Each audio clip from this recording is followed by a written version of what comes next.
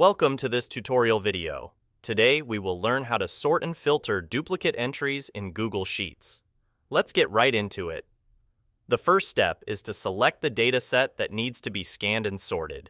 In this case, let's go ahead and choose all available entries here.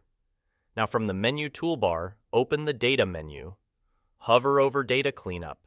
From the Cleanup menu, select Remove Duplicates. A new Preferences window will pop up.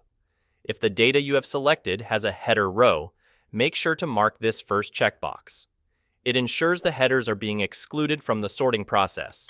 Next, we have the Column to Analyze section. This is where we choose the columns we want to be checked and cleaned up. In this case, we will go with the Names column.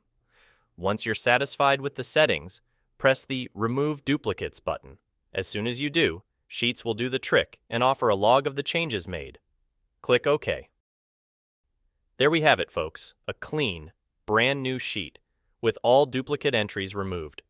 If you find this tutorial helpful, please give it a thumbs up and subscribe for more useful Google Sheets tips.